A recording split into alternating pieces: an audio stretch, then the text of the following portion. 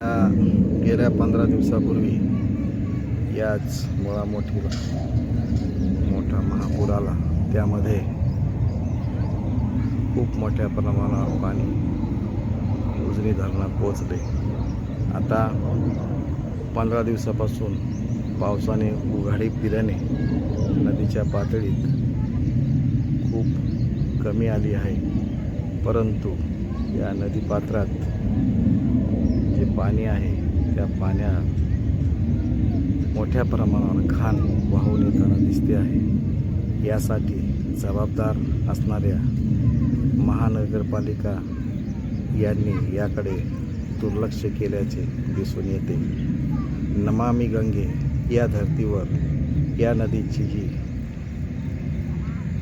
प्रदूषणापासून मुक्ती होणे आवश्यक असताना देखील शासन म्हणून याकडे दुर्लक्ष केले जात असल्याचे दिसून येत आहे.